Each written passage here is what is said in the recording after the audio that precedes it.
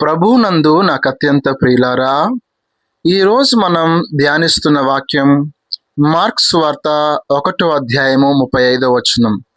క్రైస్తవ జీవితంలో అత్యంత శక్తివంతమైన ఆయుధం ప్రార్థన గురించి మనకు వివరిస్తుంది. లోకరక్షకుడైన యేసుక్రీస్తు తన దైనందిన జీవితాన్ని ఎలా ప్రారంభించారో ఈ వాక్యము ద్వారా నేర్చుకుందాం. పెందలకడనే లేచి యేసయ్య రాత్రంతా పరిచర్య చేసిన అలసటగా ఉన్న ఉదయాన్నే అందరికంటే ముందే నిద్రలేచారు. ఇది మనకు నేర్పే పాఠం ఏంటంటే, రోజులో అన్నిటికంటే దేవునికి ప్రథమ స్థానం ఇవ్వడం. మన పనుల అడావుడి మొదలవక ముందే దేవునితో సమయం మన ఆత్మీయ జీవితానికి బలాన్ని ఇస్తుంది.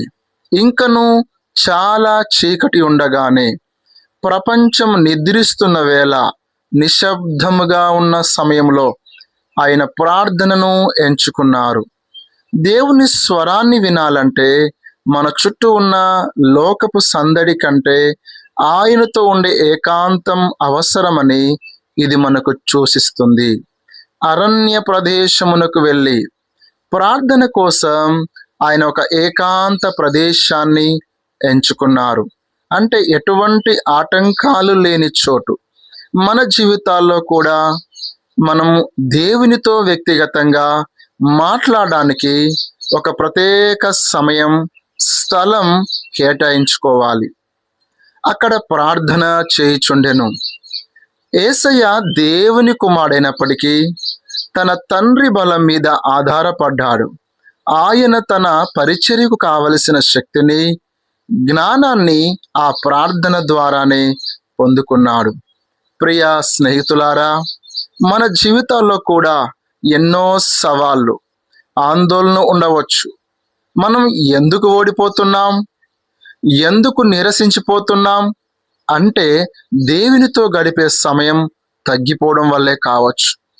యేసు ప్రభు తనకు కావలసిన మనకు చూపిన మార్గం పెందలకడనే లేచి ప్రార్థించడం.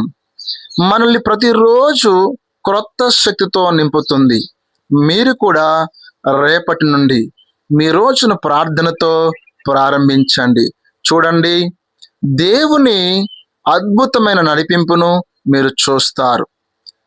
దేవుడు ఈ వాక్యము ద్వారా మనల్ని బలపరిచి తనతో సహవాసం చేసే కృపను